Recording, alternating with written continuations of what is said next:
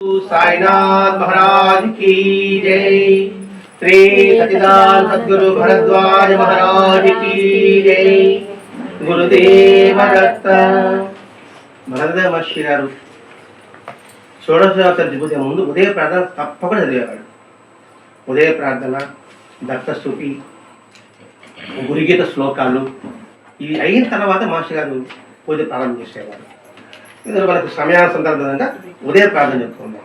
ఈ ఉదయ ప్రార్థన అనేది సకల వేదాల సారమంతా కూడా ఈ ఉదయ ప్రార్థనలో ఉంది. మనం బాగా అంటే సకల వేదాలు మనం చదవలేదు కాబట్టి మనకు తెలియదు కాబట్టి ఏదో మీరు అలా చెప్తున్నారనిపిస్తుంది. కానీ ఆ వేదాల సారం మనం ఏదో చూస్తాం, టీవీలు చూస్తుంటాము, టీవీలు చూస్తుంటాం. ఆ చెప్పిన శ్లోకానికి అర్థమంతా భాగం అంతా కూడా మనకి ఉదయ ప్రార్థన ఉంటుంది. ఎందుకు ఈ ఉదయ ప్రార్థన ఈ 4 పేజీలు శ్రద్ధగా మనం ఉదయం చదువుకోగలిగితే, అది చివరి రాత్రి పడుకునేంత వరకు ఈ భావాన్ని నిలుపుకోగలిగితే అదే గొప్ప యోగం, అదే గొప్ప ధ్యానం, అదే గొప్ప సాధన. అందుకని ఉదయ ప్రార్థన వివరించుకుంటాం. ఓ పరమ పురుష, విశ్వవ్యాపక, హృదిమాత్ర ప్రసన్న, జ్ఞానజ్యోతి, ఆత్మ జ్ఞాన ప్రదాయక, జ్ఞానైక స్వరూప, నా ఆత్మస్వరూప, నా స్వల్ప జీవిత కాలంలో మరొక రోజు గడిచిపోయింది. గడిచిపోయిన తిరిగి రాదు కదా, తిరిగి రాని సమయం ఇది. నీ స్మరణ చాలినంత దొరకకనే నిత్య కృత్యాలలో, వ్యర్థ కలాపాలలో, లౌకిక క్రియాకలాపాలలో, నిద్రలో గడిచిపోయింది. సరే, గతం అయిపోయింది. కనీసం ఈ దినమైనను నాలో మీ సర్వవ్యాపకత్వ, సర్వశక్తిమత్వ, సాక్షిత్వ స్ఫురణ మేల్కొని నాలో బ్రహ్మనిష్ట కుదురుగాక. ఈ నామస్మరణ సఫలమగు గాక. ఎందుకు గాక గాక గాక గాక అంటున్నాం అంటే ఏమిటి? తదాస్తు అంటే శుభాన్నే పలుకుతూ ఉండు, పారిశుద్ధించనే ఉండు. పైన తదాస్తు ఉంటారు. నాకు ఇలా కలగాలి, ఇలా కలగాలి అనుకుంటూ ఉన్నప్పుడు అలాగే కలుగుతుంది. మనం ఎక్కువగా నెగిటివ్గా ఆలోచిస్తుంటాం. ఆ నెగిటివ్గా ఆలోచించడం వల్లనే పని కూడా తలాస్తుంటారు వాళ్ళు. జీవితం ఎప్పుడు నెగిటివ్గా ప్రతికూలంగా ఆలోచించకూడదు, అనుకూలంగా ఆలోచించాలి. అది కాకపోయినా అనుకూలంగా ఆలోచించాలి. అంతే జరుగుతుంది అనే భావన పెంపుకోవాలన్నమాట. ఇక్కడ ఈ జగమెల్ల మీ చైతన్య రూపం, లీలా రూపం, పంచభూతాలు, పంచ ప్రాణాలు, పంచేంద్రియాలు, మనస్సు, దేహం, చరాచర జగత్తు, జాగ్రత్త, స్వప్న, సుషుప్త వ్యవస్థలు, జరణ, బాల్య, కౌమార, యవ్వన, వృద్ధాప్య మరణములు, ఈ సర్వము మీ విశ్వప్రాణ విలాసములు. అంటే ఇసు జరిగేంతే కూడా ఆయన యొక్క మనసులో పుట్టిన భావాలు. అంటే విలాసం అంటే హాస్యం అనుకుంటాం. ఎట్లా అంటే ఆ విలాసాలు లేకపోతే రుచి ఉండదు. ఇప్పుడు తండ్రి, తల్లి, బిడ్డలు ఆడుకుంటుంటారు అనుకోండి. దొంగట ఆడుకుంటారు. అంటే కంటికి గుడ్డ కట్టుకునేసి అది ఎత్తుకుంటామంటే తర్వాత ఎవరు పట్టుకుంటే దొంగ అని అంటారు కదండి. మొట్టమొదటి అమ్మ దొరికిపోతుందా? దొరికితే పసు ఉంటుందా? అందుకని అలా అలా తిప్పుతారన్నమాట. తిప్పిన తర్వాత లాస్ట్లో దొరుకుతారు. మన జీవితం కూడా అంతే. అందుకని ఈ కష్టాలు, నష్టాలు, ఈ అవరోధాలు చూసుకుంటుంటే అది ఒక ఆటగా ఉంటుంది అనమాట. అదే అది విలాసం. అప్పుడు అమ్మ పట్టుకుంటే తప్పట కొడుతుంది. మరి విలాసం కాదు, తప్పట ఎందుకు కొడుతుంది? అది భగవంతుడి యొక్క స్థితి. క్షణికముగా ఈ శరీరం మందు ఆశ, దుఃఖ, వ్యామోహములు, అశుద్ధ యుక్తములకు ఈ దేహమానసాదులే నేరుని భ్రాంతి, అవివేకమిత ప్రీతి, బంధు మిత్రాలను వ్యామోహములు అడిగి ఇవి దుఃఖపడని వివేకము నాయుని మేలుకొని నా జీవితం వ్యర్థముగా గడువు ఉండగాక. అదేంటి మన యుద్ధం జరిగే అన్నీ కూడా ఏంటి? అన్నీ కూడా శాశ్వతం కాదు, అశాశ్వతమైనది. మరి అశాశ్వతం నీకు వ్యామోహం ఎందుకు? మోహం పెట్టుకో. మోహం ఉండాలి. మోహం లేక ఎలా ఉంటుంది? భార్య ఉంది, పిల్లలు ఉంది, భర్త ఉన్నారు. మరి మోహం లేక ఎలా ఉంటుంది? మోహం ఉండొచ్చు, వ్యామోహం ఉండకూడదు. అది వ్యామోహం అండి. ఇక్కడ వ్యామోహమే నీకు బందీకారణం. బొమ్మ ఇచ్చావు, ఆడుకో బాగా బ్రహ్మాండంగా. అది నీ బొమ్మ కూడా కాదు, పత్తిండోడు బొమ్మ. వాడి బొమ్మ తీసుకోబోతాడు. నాకు ఆ బొమ్మ కావాలని ఏడికి ఎలా ఉంటుందండి? అలాగే అన్నీ బొమ్మలే, మనందరం బొమ్మలమే. ఆడుకోమని మనందరూ కల్పించాడు. ఇక్కడ చెప్తాడు, సముద్రంలో కట్టెలు కలుస్తుంది, మళ్ళీ విడిపోతుంటుంది. సంబంధం ఉండదు కదా. దానికి ఎందుకు బాధపడడం? వస్తే సంతోషం లేదు, పోతే బాధ లేదు అనుకుంటే వాటి నుంచి ఆనందంగా ఉంటాడు వాడు. అటువంటి వివేకనాలు మేలుకోవాలి. పోనీ వ్యామోహించి ఏమవుతాం? బహుయోనులను జన్మిస్తాం, బహుయోనులను జన్మిస్తాం. యోనంటే అతను తెలుసు, బహుయోనులను జన్మిస్తాం వ్యామోహం ఉంటే. మరి జన్మపరం అంటే విడిపడాలన్నా మళ్ళా జన్మించుకుంటూ కూర్చోవడం పునరపిచారణం పునరపిమరణం ఇదేనా తిరుగుతుండవలసిందా? మనకి విసుగు అనిపించదు. రోజు ఇడ్లీ తింటామా? ఎందుకు భావిస్తామా? విసుగు కదా. అలాగంటే అందుకని దాన్ని పుణ్యపాపాలు అనిపిస్తూ దుఃఖాజ్ఞానాలలో శాశ్వతంగా తిరుగుతూనే ఉంటాం. అలా కాదు, మహాత్ములు ఉన్నారు, వారు నడిచి చెప్పిన అతి సుప్రదము జ్ఞానశక్తియుక్తమును జరావన రహితము శ్రేయ మార్గము నాకు దక్కాలి అంటే మహాత్ములు ఏమైతే దారి చూపించారో ఆ ప్రాణంలో నేను వెళ్ళాలి. అదే రమణ మహర్షి అంటాడు పెరిగి పురాణం. అలాగే నైనాలక జీవితం ఆయన ఉన్నతమైన స్థితి తీసుకొచ్చేదని ఆయనే స్వయంగా చెప్పాడు. నేను వారి వలె భగవత్ స్వరూపిణి యశోత్రేయులను పొంది శాశ్వతం అవ్వాలి. గర్వం కదా ఇది. అంటే మనం కూడా ఆయన అవ్వాలంటే గర్వం కదా ఇది. ఇది సాత్వికమైన అహంకారం. మనం చెప్పుకున్నాం రామకృష్ణ పరమ సూక్తుల్లో పక్వాహంకారము అపక్వాహంకారం అనే సంగతి. ఈ పక్వాహంకారం సాధకుడికి ఉంటుందట. అది ఉంది కాబట్టే కదా శంకరాచార్య ఊరంతా తిరిగాడు. అదే బాగుంటాం. మనము బాబాలాగా అవ్వాలి అంటే బాబాలాగా వేషం వేసుకుని బాబాలాగా తిరగడం కాదు, బాబా యొక్క భావాలు తిరగాలి. ఈ మనసును వంచిస్తుంది. ఈ మనిషి దొంగది. ఈ మనుషులు మన వస్తే చాలా దొంగ చక్క దొంగది. మళ్ళీ మోసం చేస్తాడు. నిజాన్ని అబద్ధం ఉంటుంది, అబద్ధం నిజం ఉంటుంది. అది నన్ను వంచిస్తుంది. ఎప్పుడేం వస్తుందో మన అజ్ఞానంలో పడిపోతాం. అజ్ఞాన వ్యాపన పడివేసి తొలగి ఈ శరీరం ఏమవుతాం? రోగానికి మరణానికి కారణమైపోతాం. చూడండి, మన ఇంద్రియాలు ఉన్నాయి. కన్ను ఉన్నాయి, ముక్కు ఉంది, నోరు ఉంది, చెవి ఉంది, స్పర్శ ఉంది, జ్ఞానేంద్రియాలు. వీటి ద్వారా మనం అన్నీ చూస్తున్నాం, అన్నీ తింటున్నాం, అన్నీ వింటున్నాం. ఏది మంచోది అన్నీ కావాల్సిందే. అన్నీ తిన్న తర్వాత బాధపడేది ఎవరు? అవే కదా. అవే బాధ మీద బాధపడుతుందా? అది తెలుసుకుంటాడు. కన్నా ఊరికి స్పర్శ చూసుకుంటే ఉండేది. అద్దాలు వేసుకోవాలి, అద్దాలు మార్చాలి. మళ్ళీ చెవులు పెట్టుకునే ఉండేది. మళ్ళీ ఆడికి పోయి డాక్టర్కి పోవాలా. ఏది పోతే తింటా ఉండేది. పళ్ళు పుచ్చిపోయి పళ్ళు డాక్టర్కి పోవాలా. లేకపోతే అవసరం వస్తుంది. ఇంద్రియాన్ని ఆకర్షిస్తున్నావు, అది మాయ చేసింది. నీ మాయ నిన్నే నాశనం చేసింది అని చెప్తున్నాను ఇక్కడ. అది రోగానికి మరణానికి గురి అవుతుంది. సర్వం నుండి అయినా అది అవుతుంది అనేది దాన్ని గుర్తుపెట్టుకో. మానవ జన్మ కేవలం ఆత్మనిష్టార్థమని జ్ఞప్తి పెట్టుకో. ఆ కార్యం దృఢంగా నెరవేర్చుకో. ఈ మానవ జన్మని సాధకం చేసుకో, అంతేగాని వ్యర్థం చేసుకోవద్దు. ఓ కృపాస్వరూప సాయినాథ, నీవు నిఖిల జగత్తు రూపున నన్ను సర్వదా పరివేషించు. నన్ను నేను అసత్తుడిని, అజాగ్రత్త పరుణ్ణి, అవివేకని, అజ్ఞానిని. నువ్వు నా చుట్టూ ఉండు నాయన, కాపలా ఉండు. అందుకే బైబిల్లో యేసు నా కాపరి అంటారు కదండి. విన్నారా? యేసు నా కాపరి అంటే అర్థం తెలుసు అసలుగా. యేసు నా కాపరి అంటే కాపాడు ఉండేప్పుడు నేను ఎలా నడుచుకోవాలా? అది మాత్రం లే. యేసు నా కాపరి అని చెప్పేస్తాను. కాపరా ఉన్నప్పుడు లోపల గురి బయటపడుతుందా?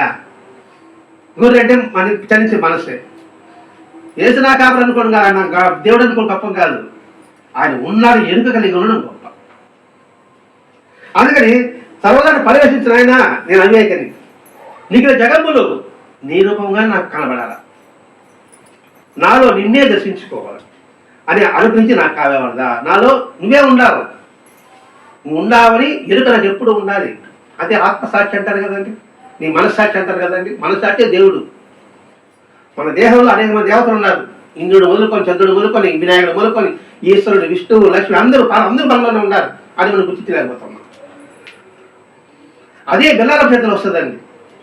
ఏమైనా దేవుడు అంటే నాలో ఉండే దేవుడు చూసుకునే సరిపోతా ఉంది నాకు. ఇంక నేను బయట వాళ్ళు నాకు ఎడగాల మాట్లాడుతున్నాడండి బిల్లారప్ప. వాడు ఒకరు వస్తారు కదా, ఇది అవమానించాలని ఒక గురువు వాడికి చెప్తాడు. నాలుగు రోజులు చనిపోతాడు, నాకు బయట వాళ్ళని కనబడతారు. నాకు ఒక పుస్తకం చదివితే అర్థం తెలుసుకుని నేను ప్రయత్నం చేస్తాడు, ఇంకో కొత్త పుస్తకం లాగేందుకు అంటున్నాడు ఆయన.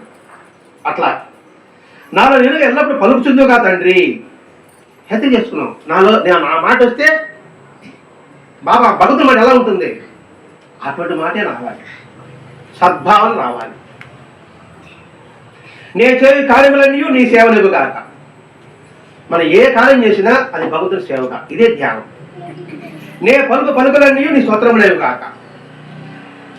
నే చేయు సేవలన్నీ నీ సేవలేవు కాక. నే అనుభవాలన్నీ నీ ప్రసాదం గుర్తించును గాక. నే దర్శించు రూపములన్నీ నీ రూపముగా గోచరించు గాక. నా ఎరుకంతయు నీ నిరుంగుటి ఎరుక కాక. మొత్తం అట్లా ఉంది. నేను ఎవరిని చూసినప్పటికీ కూడా నాకు మీరే దర్శనం కావాలి. రూపం కనబడకూడదు, పేరు కనబడకూడదు, గుణం కనబడకూడదు, మీరు నాకు కనబడాలి. రిక్వెస్టే.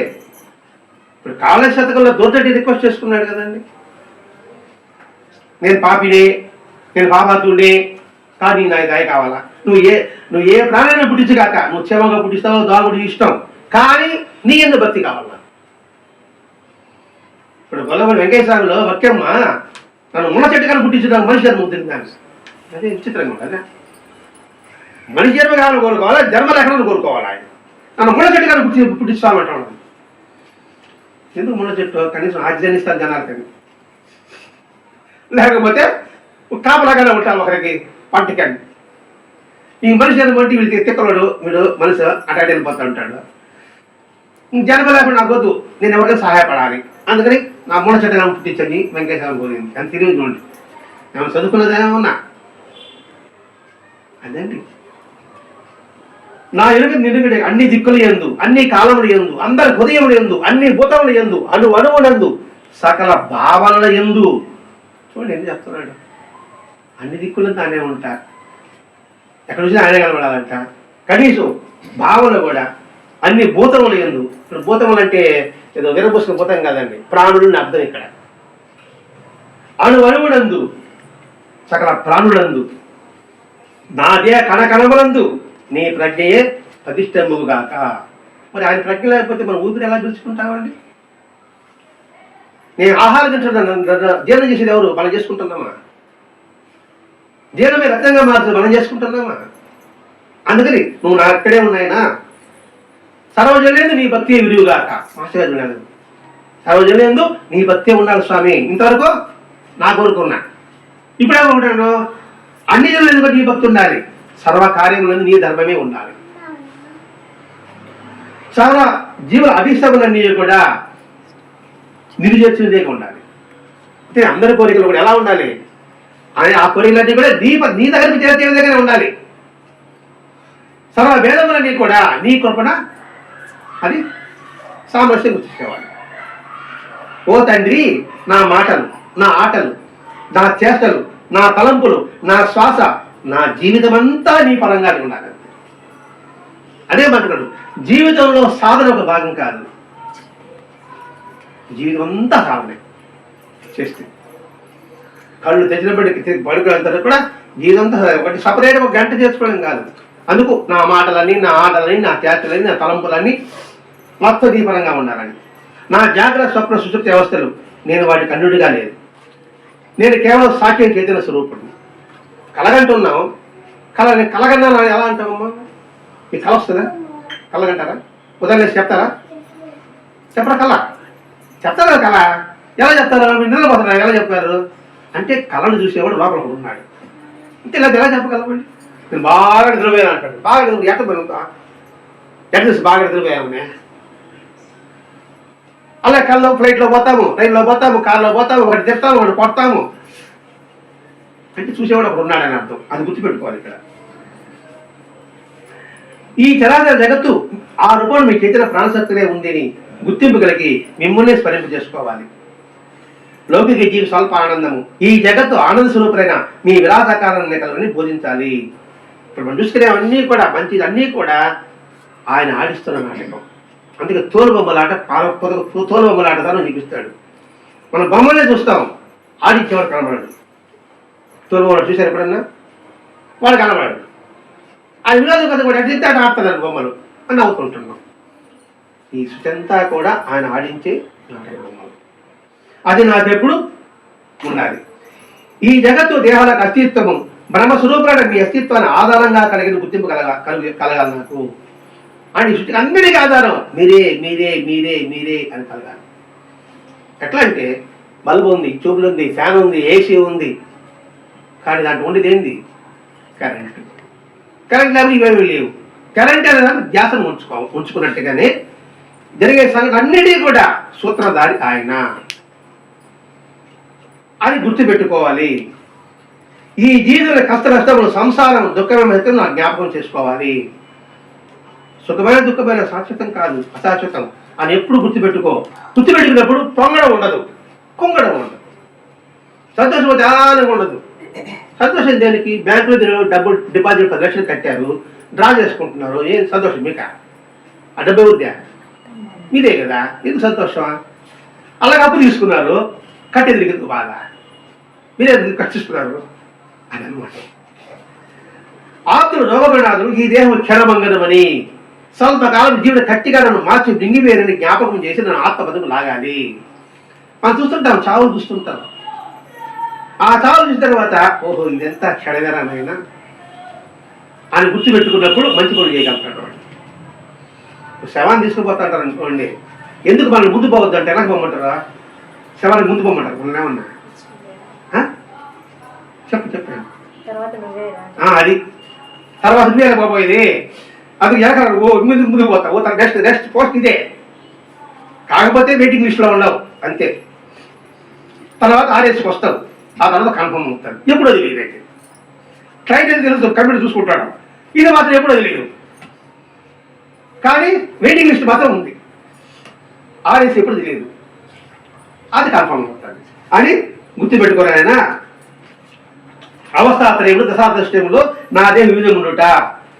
చూడండి, చిన్నప్పుడు 5 సంవత్సరాలప్పుడు నా రూపు ఎలా ఉంది, 10 సంవత్సరాలప్పుడు ఎలా ఉంది, 60 సంవత్సరాలప్పుడు ఎలా ఉంది అని గుర్తుపెట్టుకో. కాబట్టి ఈ దేహం ఇది కాదు, నీలో ఉన్న ఆ శక్తి మారుతుంది. శక్తి ఉంది, మారేది ఈ దేహం మాత్రమే. అలాగే మల విసర్జనము, నిశ్వాస ఇవన్నీ అశాశ్వతం గుర్తుపెట్టుకో. నేను స్వీకరించే ఆహారం యజ్ఞమై నన్ను శుద్ధుడిని గావించి ఆరోగ్యయుక్తిగా చేయగాక. అందుకే చూడండి, ముందు ఆహారం తీసుకున్నప్పుడు దాన్ని భగవత్ ప్రసాదంగా తీసుకోమంటాడు. ఏదైనా సరే ఎప్పుడైతే భగవత్ ప్రసాదం అవుతుందో అది అమృతం అయిపోతుంది. అట్లాగే భావం, నేను స్వీకరించే ఆహారం యజ్ఞమై నన్ను శుద్ధుడిని గావించి నన్ను ఆరోగ్యయుక్తిగా చేయగాక అని పాజిటివ్ కలిసి అనుకోండి, విషయం కూడా అమృతమవుతుంది. ఎట్టవుతుందండి, ఎక్కడైనా అయిందా అంటే దానికి ఉదాహరణ మీరాబాయే, ప్రసాదుడే. మీరాబాయికి వాళ్ళ భర్త వచ్చి విషం పాలిస్తాడు తాగమని.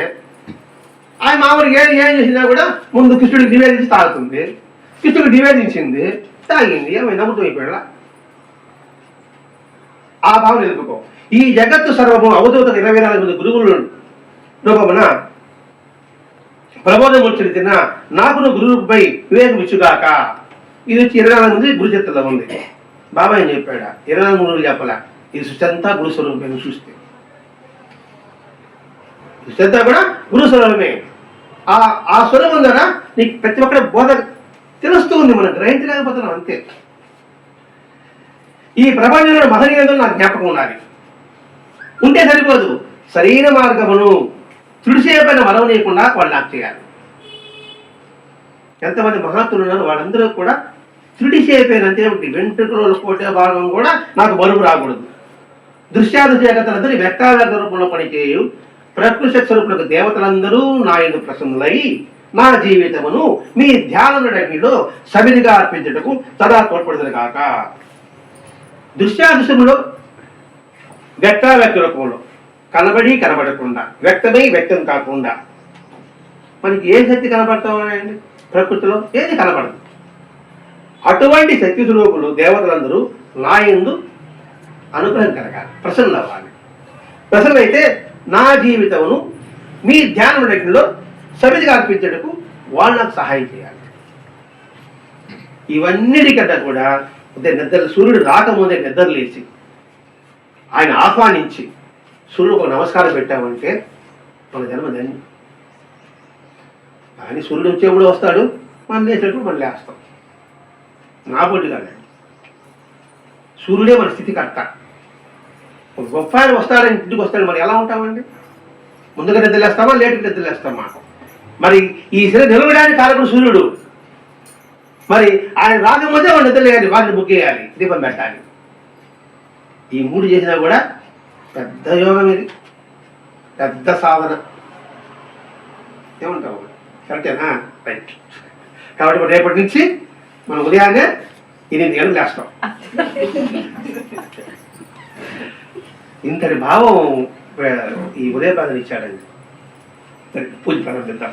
విష్ణు గురుదేవో మహేశ్వర గురు సాక్షాత్ పరబ్రహ్మ తస్మై శ్రీ గురవే నమః. గురు బ్రహ్మ గురుర్విష్ణు గురుదేవో మహేశ్వర గురు సాక్షాత్ పరబ్రహ్మ తస్మై శ్రీ గురవే నమః. గురు బ్రహ్మ గురుర్విష్ణు గురుదేవో మహేశ్వర గురు సాక్షాత్ పరబ్రహ్మ తస్మై శ్రీ గురవే నమః. సహస్రశీర్షా పురుషః సహస్రాక్ష సహస్రపాత్ సభూమం విత్తతో వృత్వా అత్యతిష్టదశాంగులం ఆవాహయామి సద్భక్త్యా నిత్యానంద మహామతిం సర్వధర్మ పరం నిత్యం పూర్ణానందైక విగ్రహం శ్రీహత పరబ్రహ్మణే నమః ఆవాహయామి. శ్రీహత పరబ్రహ్మణే నమః ఆవాహయామి.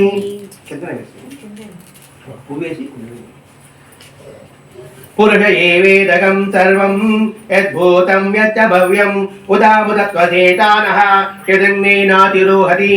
కల్పద్రమూలే మణివేది మధ్యే సింహాసనం స్వర్ణమయం సురత్నం విచిత్రవస్త్రావతవచర ప్రభో గృహాలక్ష్మీధరణీ సమన్విత.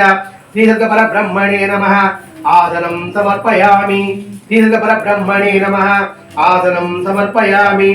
ఏతావానస్య మహిమా అతో జాయాంగాశ పూర్వజః పాదోస విశ్వాభూతాని త్రిపాదస్యామృతం దవే. గంగాజలం సమానీతం సుగంధ ద్రవ్య సంయుతం పాద్యంతం ప్రతిగృహ్ణేష్వ దేవదేవ నమోస్తుతే. పాద్యం గృహాణ భో స్వామిన్ తీరపాదధయాకర సిద్ధ్యవర్తన సర్వజ్ఞ ఆశ్రితామరికల్పక. శ్రీహత పరబ్రహ్మణే నమః పాద్యోపాద్యం సమర్పయామి. శ్రీహత పరబ్రహ్మణే నమః పాద్యోపాద్యం సమర్పయామి. త్రిపాదోర్ధ ఉదయ పూరుషః పాదోతేహ భవాత్ పునః తదో విశ్వజ్వక్రామ సాధనానసనే అభి ధర్మ స్వరూప ధర్మజ్ఞ తులసీ రామభూషణ కంబగ్రీవ మయా దత్తం గృహాణర్జం నమోస్తుతే. అద్యం దాస్యామ్యహం భక్త్యా తవ హస్తో గురుత్తమ సంగృహీత్వా మహాభాగ పురుషం తారతారణం. శ్రీహత పరబ్రహ్మణే నమః హస్తయో అర్ఘ్యం సమర్పయామి. శ్రీహత పరబ్రహ్మణే నమః హస్తయో అర్ఘ్యం సమర్పయామి. తస్మాద్ విరా అనజాయత విరాజో అరిపూరుషః సజాతో అత్యరిచ్యత పశ్చాద్ భూమిమదో పురః కర్పూరవాసితం తోయం సువర్ణ కలశస్థితం తదా ఆత్మనం భక్త్యా దేవదేవ నమోస్తుతే. జ్ఞాన వైరాగ్య సంపన్న భవరోగైక భేషజ గృహాణత్వం మయా దత్తం ఇదమాచమనీయకం. శ్రీహత పరబ్రహ్మణే నమః ఆచమనీయం సమర్పయామి. శ్రీహత పరబ్రహ్మణే నమః ఆచమనీయం సమర్పయామి. యత్పురుషేణ హవితా దేవాయజ్ఞమతం వద వదంతో ఆశాసీదాజ్యం గ్రీత్మైద్మతరద్భిః గంగాది పుణ్యచరణైః మయా నీతై దుభావైః నావయిష్యామ్యహం భక్త్యా ప్రసన్నో భవ సద్గురు. శ్రీహత పరబ్రహ్మణే నమః స్నానం సమర్పయామి. శ్రీహత పరబ్రహ్మణే నమః స్నానం సమర్పయామి. తం యజ్ఞం పరిప్రోచన్ పురుషం జాతమగ్రదః తేన దేవ అయజంత సాధ్యారుషయక్షయే.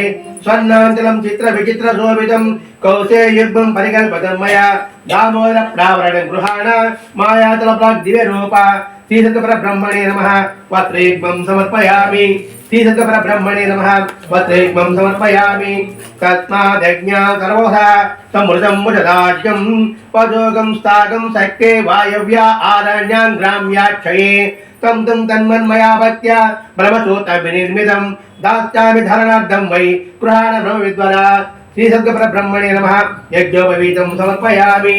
श्रीसंतपरब्रह्मणे नमः यज्ञविधं समर्पयामि तस्मादज्ञा सर्वदा ऋजश्चामानुयज्ञरे चन्दागजरे तस्मात् एतदत्मा अजायेद कस्तूरिका चंदन खर्तमानि काश्मीर संयुत गंधसारे विलेपनं स्वीकुरु देवदेव श्रीभूमिवट्टोटे विलेपनार्हं चंदनागरगत्पूरं केसराद्भैर्मित्रदं गंगन्दात्याभ्यं भक्त्या सद्गुरु तव स्वीकुरु श्रीसंतपरब्रह्मणे नमः गन्धं समर्पयामि श्रीसंतपरब्रह्मणे नमः गन्धं समर्पयामि तस्मादस्वा अजायन्त एकेतोभयादरः गावो यज्ञे तस्मात् तस्माज्ञाता अजावयः कलहरै चम्पकैर्जानि पुन्नागैर्मल्लिकादिभिः मन्दारै पूजयिष्यामि ते गुरुवाचार सत्तमा श्रीसंतपरब्रह्मणे नमः पुष्पै पूजयामि श्रीसंतपरब्रह्मणे नमः पुष्पै पूजयामि ओम तेरपादाय नमः पादौ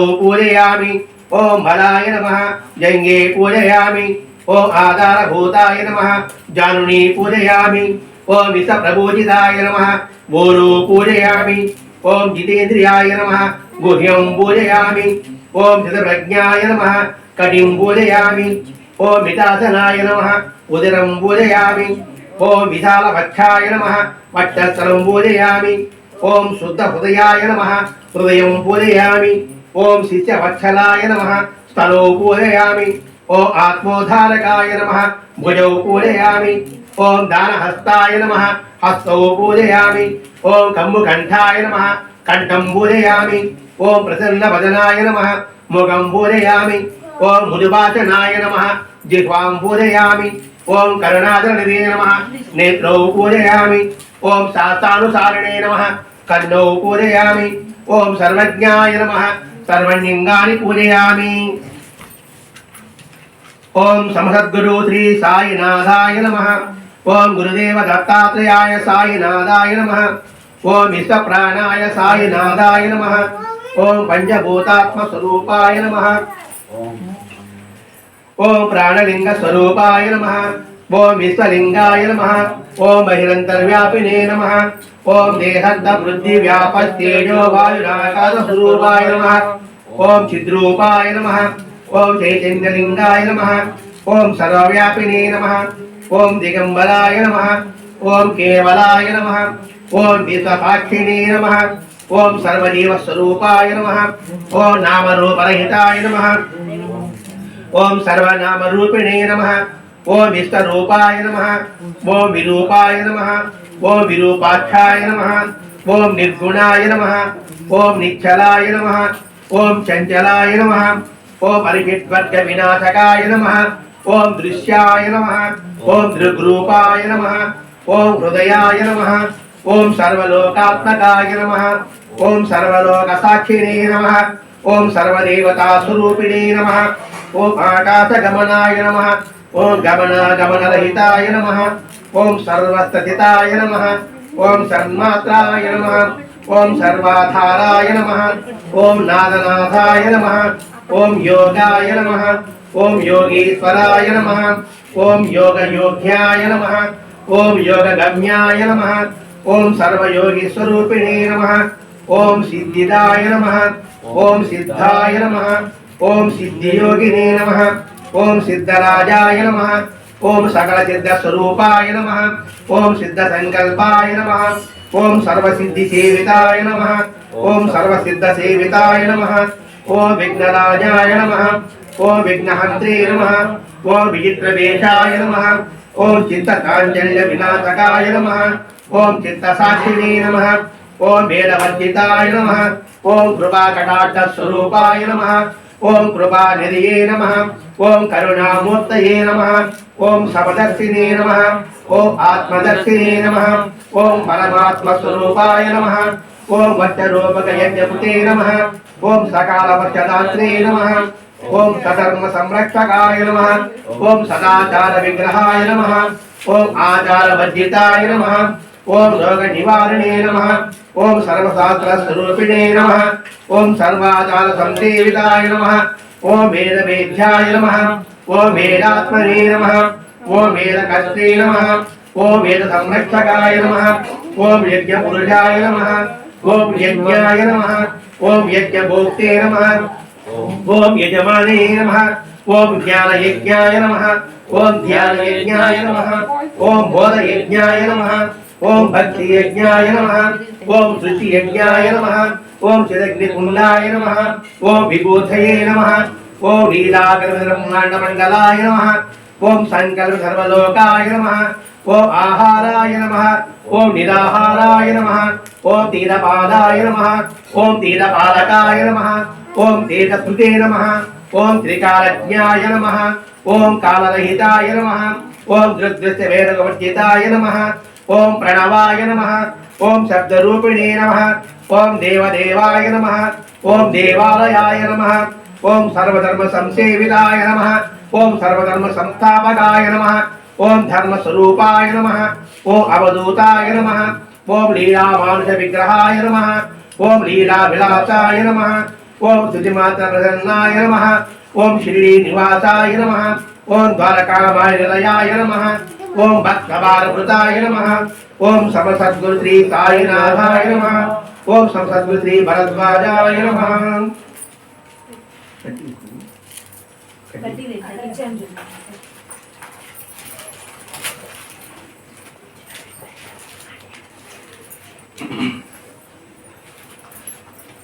యత్పురుషం యదదుః కదిదా వికల్పయన్ ముఖం కిమచ్చ గౌబాహు కావూరూపాదా ఉచ్యతే వనస్పథైదేవి నానాగంధే సంయుతం ఆగ్రే సర్వదేవానాం ధూపోయం ప్రతిగృహీతాం శ్రీసుఖపరబ్రహ్మణే నమః. ధూపమాగ్రాపయామి. శ్రీసుఖపరబ్రహ్మణే నమః. ధూపమాగ్రాపయామి. శ్రీసుఖపరబ్రహ్మణే నమః. ధూపమాగ్రాపయామి.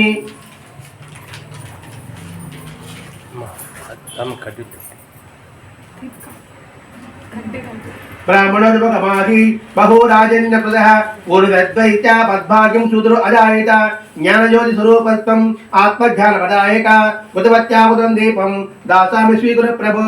శ్రీసుఖపరబ్రహ్మణే నమః. దీపం దర్శయామి. శ్రీసుఖపరబ్రహ్మణే నమః. దీపం దర్శయామి.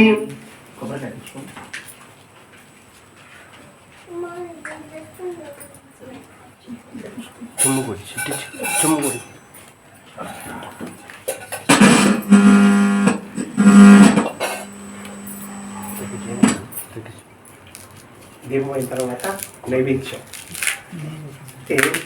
నైవేద్యము అంటే అర్థం ఏమిటి? నైవేద్యము అని అనుకుంటున్నాం, అది నివేదిస్తున్నాము.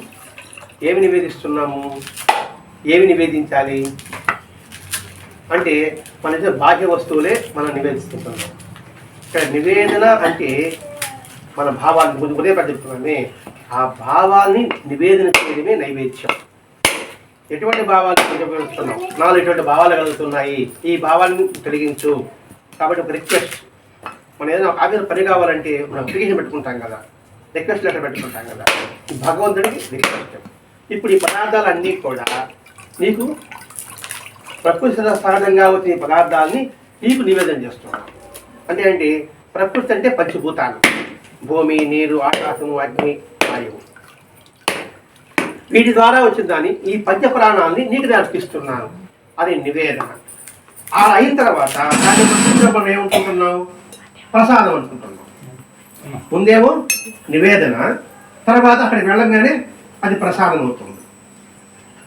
అది ప్రసాదం ఏంటి? ప్రసాదం ఎలా అవుతుందండి? తెలుగు అర్థమవుతుందా? ప్రసాదం అంటున్నాము, మరి ప్రసాదం ఎలా అయింది? ఆయన తిన్నాడా? ఆయన తాగాడా? మరి ప్రసాదం నేను ప్రసాదం ఎందుకు వచ్చింది? కాబట్టి ఇవన్నీ కూడా మీ బదులు నింపుకోవడానికి మీరు చేసేది అని అంటారు కదా. అంతే కదా. ఈ తినడానికి నీకు పెడుతున్నారు, ఆయన తింటున్నారా అని అడిగితే మనకు సమాధానం ఏమమ్మా ఉందా? దేవుడు తింటున్నాడు, యాదే దేవుడా? మీరు రకరకాలు చేసుకుంటున్నారు, మీరు తింటున్నారు, మీకోసం తీసుకున్నాడు. దేవుడు తింటున్నాడు అని అంటారు కదా. మన సమాధానం మనం చెప్పాలా, తలంచాలనా? చెప్పాలి. మరి ఎలా చెప్పాలి? దానికి శాస్త్రం ప్రమాణం కావాలి. ఏమిటి మనకి శాస్త్ర ప్రమాణం ఏంది? మొత్తానికి మన ప్రమాణం ఏంది? భగవద్గీత. అదే కదా పాప, భగవద్గీత కదా. ఏ కోటైనా భగవద్గీత ప్రమాణం. కానీ భగవద్గీతలో చెప్పేది మనం తీసుకోవాలి ప్రమాణం. నేను చెప్పేది మీరు చెప్పేది మీరు తీసుకోకూడదు. భగవద్గీత కృష్ణుడు ఏం చెప్పున్నాడు? నేను జీవశక్తి రూపంలో నేను జీవనం చేస్తున్నాను సకల జీవుల్లో అన్నాడు. విన్నది పడ ఇప్పుడన్నా ఇలా సరే తప్పేం లేదు. నేను భగవద్గీతలో కృష్ణుడు అంటాడు అనమాట. అంటే ఇన్ని రూపాల్లో జీవశక్తి రూపంలో నేనే జీవనం చేస్తున్నాను అన్నాడు. నేనే జీవనం చేస్తున్నానంటే లోపల ఆయన ఉండాలని అవసరం లేదా? ఉండాలనుకోలేదా? మనం ఆహారం తీసుకుంటున్నామా? ముందు అన్నం, ముందు స్వీట్ తింటున్నాము, ఆ తర్వాత అన్నం తింటున్నాము, పెరుగు, రసము, మజ్జిగ అన్నీ కలిపేస్తాము లోపల. అన్నీ కలిపి ప్లేట్లో ఉంటే మనం చూస్తే మనకి అసహ్యం వేస్తాం. ఏంటంటాము అన్నీ కలిపేస్తాను లోపల, అన్నీ కలిసిపోతా ఉంది. దాన్ని సక్రంగా దాన్ని బెల్ట్ చేసి దాన్ని జీర్ణం చేసి రక్తంగా మార్చి పిప్పినంతా బయట పంపించి చేసేవాడు ఒకడు ఉన్నాడు. మనం చేసుకుంటున్నాం జీర్ణం. మన లోపల ఒకడు ఉన్నాడు కదా, ఆయనే కృష్ణుడు అని చెప్పాడు కదా. మరి జీవశక్తి రూపంలో ఆయన మన తినాహారం స్వీకరిస్తున్నాడా లేదా? మన పాప కాదు ఉదాహరణ చెప్తా. మన తిన్నాహారాన్ని లోపల ఆయన తీసుకుంటున్నాడా లేదా? మరి ఆయన తీసుకుంటున్నప్పుడు నాలో కడుపులో తీసుకున్నప్పుడు మీలో కడుపులో లేరా? ఆయన మీలో లేరా? ఉన్నారు కదా. అప్పుడు ఆ పదార్థం తీసుకున్నప్పుడు ఎవరు పెడుతున్నాము? మన లోపల ఉన్న ఆ పరమాత్మని పెడుతున్నాము. అప్పుడు పరమాత్మ తిన్నట్ట. అది కనుక కాబట్టి సమాధానం భగవత్ తీసుకుంటున్నాడు. ఎన్నో రూపాల్లో భగవంతుడు ఉన్నాడని అన్ని మతాలు చెప్తున్నాయి కదా. ఒక మతమే ఉంది, హిందూ మతం చెప్తాను, ఈ బైబిల్లో చెప్తున్నాడు, అందరూ చెప్తున్నారు. కాబట్టి అన్ని రూపాలు ఆయనే ఉన్నప్పుడు, అన్ని రూపాలు ఇవన్నీ తింటున్నప్పుడు అప్పుడు ఎవరు తింటున్నాడు? భగవంతుడు తింటున్నాడు. అది నైవేద్యం రాష్ట్రం. చంద్రమా మనసోచాత చర్చో సూర్యో అజాయిత ముఖాదశ అగ్నిత్య ప్రాణాధాయిత జాయిత సతిని పరిశించామి అమృత వస్తు అమృత స్వాహ పక్వాణ పంచభక్షాన్ని కోపతం శోభ సమేతం దేయం వేదాచోషం శ్రీ గురు ప్రాణవల్లభ శ్రీరథ పరబ్రహ్మణే నమః నైవేద్యం సమర్పయామి. శ్రీరథ పరబ్రహ్మణే నమః నైవేద్యం సమర్పయామి. శ్రీరథ పరబ్రహ్మణే నమః నైవేద్యం సమర్పయామి. ఓం ప్రాణాయ స్వాహ, ఓం అపానాయ స్వాహ, ఓం జ్ఞానాయ స్వాహ, ఓం ఉదానాయ స్వాహ, ఓం సమానాయ స్వాహ. ఉత్తరాపోషణం సమర్పయామి. హస్తభ్రక్షాళన సమర్పయామి. పాదభ్రక్షాళన సమర్పయామి. శుద్ధాచమని సమర్పయామి. తర్వాత తాంబూలం. మామూలుగా ఎవరు ఇంటికి అతిథి వస్తే ఏ విధమైన సేవలు చేస్తామో అదే పూజ అంటే. పూజ అంటే ప్రత్యేకత ఏం కాదండి. మన ఇంటికి అతిథి వస్తే ఏమేమి చేస్తాము అంటే కాళ్ళు కడుక్కోమంటాం, స్నానం చేయమంటాం, గుడ్డలు ఇస్తాం, ఆహారం తీసుకోమంటాం. అంటే ఇప్పుడు పూజల ఉద్దేశం అదే. తాంబూలం. ఈ తాంబూలం మామూలుగా తాంబూలంతో పాటు పెద్దలకి దక్షిణ ప్రధానం ఆనవాయితీ. కాబట్టి మేము మీ దగ్గర దక్షిణ ఎంత ఉంటే అంత పెట్టి అది మనం ఒంగోలుకు విద్యాలయానికి పంపిస్తుంటాం. నాభ్య ఆచీరంతరిక్షం శ్రీజ్ఞోదోధమవతద పద్మామునిస్తోతాధా లోకాగం అకల్పయం పూర్యేపద కర్పూరై నాగవళీధరేతం ముక్తాసుర సమాయుక్తం తాంబూలం ప్రతిగృహ్యతాం. శ్రీర్గపర బ్రహ్మణే నమః తాంబూలం సమర్పయామి. శ్రీర్గపర బ్రహ్మణే నమః తాంబూలం సమర్పయామి.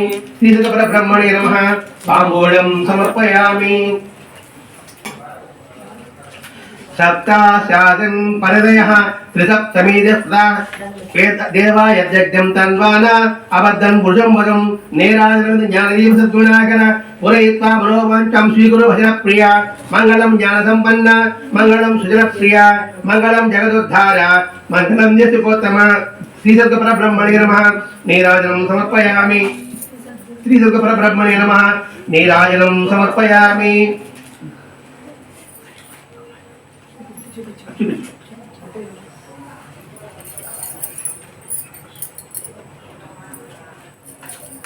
వేదాహమేతం పురుషమాంతం ఆదిత్యవర్ణం సమదత్తు వారే సర్వాణి రూపాణి విచిత్త ధీరః నామాని కృత్వా అనుయదాస్తే ధాతా పురస్తాదిబుధా జహార చక్ర ప్రవిద్వాన్ ప్రవిధతలసః తమేవ విద్యానమరిహోతి నాణ్య పంద అయనాయ విద్యతే శ్రద్ధా భక్తా చితే చ ఉత్పద్మ సైతం గురో మయార్పిత మంత్రపుష్పం శ్రీగురు సిద్ధవత్సల. శ్రీదుర్గపర బ్రహ్మణే నమః మంత్రపుష్పం సమర్పయామి. శ్రీదుర్గపర బ్రహ్మణే నమః మంత్రపుష్పం సమర్పయామి. నమః ప్రజన్నవదన నమః కారుణ్య సాగర నమః కల్పఫలత్యాగిన్ నమః పాపనికుంతన నమో స్వరంతాయ శాస్త్రమూర్తయే सहस्रपादादिशिरोर्बाहवे सहस्रनामे पुरुषाय शाश्वते सहस्रकोटियुगधारिणे नमः। श्रीदुर्गपरब्रह्मणे नमः। सपदश नमस्कारान् समर्पयामि। श्रीदुर्गपरब्रह्मणे नमः। सपदश नमस्कारान् समर्पयामि। त्वमेव माता पिता त्वमेव त्वमेव बन्धुत्सखा त्वमेव त्वमेव विद्याधरणं त्वमेव त्वमेव सर्वं मम देवदेव। ఈ పూజలకంతటికి భావం ఈ ఆత్మ సమర్పణమే. చూడండి, త్వమేవ మాతాత పితా త్వమేవ, నీవే తల్లివి తండ్రివి, నీవే బంధువులు, నీవే సకుడివి, నీవే సకలము. కాబట్టి మొత్తం నీవే అనే భావం ఈ శ్లోకం. ఈ శ్లోకం మామూలుగా మధ్యాహ్న హారతుల్లో కానీ సాయంకాల హారతిలో సిరి హారతిలో ఉంటుంది. అలాగే మనం పూజినప్పుడు కూడా ఏ కార్యక్రమం పెట్టుకున్నా కూడా అది సత్యనారాయణ కావచ్చు కావచ్చు ఈ శ్లోకం తప్పకుండా చెప్తాడు. అంటే ఏమిటి?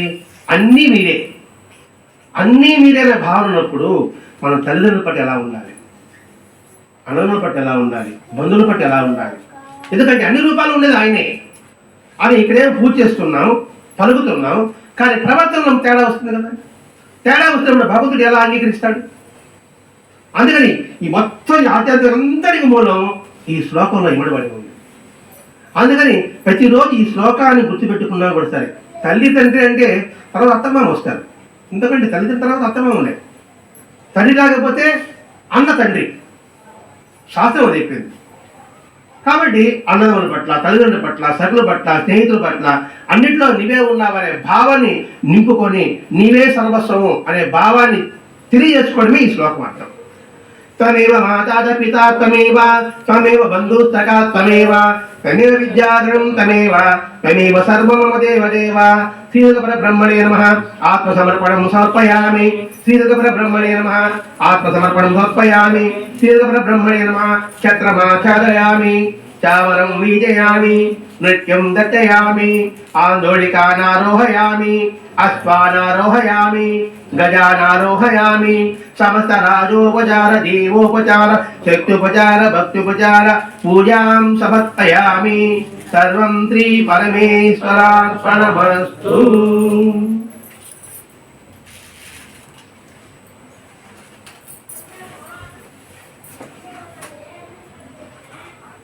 श्री सच्चिदानंद सद्गुरु साईनाथ महाराज की जय। श्री सच्चिदानंद सद्गुरु भरद्वाज महाराज की जय। गुरुदेव दत्त.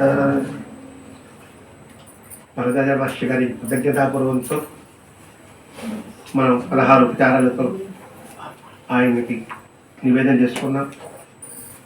అది కృతజ్ఞతాపూర్వకమైన అంజలి.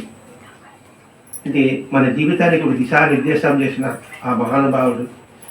మామూలుగా ఆయన ఐఏఎస్ కలెక్టర్ అయినా కూడా కలెక్టర్ ఉద్యోగం వదిలిపెట్టి ఇంగ్లీష్ ప్రొఫెసర్గా చేరి నైతిక విలువలు పెంపొందడం కోసంగా విజ్ఞాన వీక్షకులని మతమెందుకని నిజమెందుకు ఏది నిజం అనే గ్రంథాలు రాశారు మొట్టమొదట ఆయన. అంటే ఏది గుడ్డిగా పాటించకూడదు. ఏ సాంప్రదాయమైన సంస్కృతి అయినా అందులో గొప్ప అద్భుతమైన భావం ఇవ్వబడి ఉంటుంది అని తెలియజెప్పిన మహానుభావుడు ఆయన. దాంతో సాయితత్వాన్ని మనకి లింక్ పెట్టి షిరిడి సాయిబాబా ఏ కులానికి మతానికి సంబంధం లేని విధంగా ఏ విధంగా అయితే అవతరించారో ఆ విధంగా మనుషులంతా కూడా ఆ విధంగా తీర్చిదిద్దబడాలి అని ఊరు వాడ అంతా కూడా సాయితత్వ ప్రచారం చేశారు. అలా ప్రచారం చేయడం బట్టి వాళ్ళు ఒక నైతిక విలువలు, ఒక మోరల్ అడుగడ్డుకుపోతున్న ఈ కాలంలో మోరల్ నిలపాలనే ఉద్దేశంతో ఇలా సత్సంగ రూపంలో వాస్తవాలు తెలుసుకొని అసత్యాన్ని విడిచిపెట్టి సత్యం వైపు ప్రయాణం సాగించండి అని మరి చాటి చెప్పిన మహానుభావుడు. కాబట్టి ఈరోజు ఆయన సమాధి రోజు. అందుకని అందుకు కృతజ్ఞతగా ఈరోజు శ్రవణ తరపు చేసుకున్నాం. ఈరోజు సాయంకాలం మళ్ళా తిరిగి సత్సంగము భజన చేసుకున్నాం. అవకాశం ఉంటే కూడా అందులో పాల్గొనడానికి ప్రయత్నం చేయండి. స్వస్తి.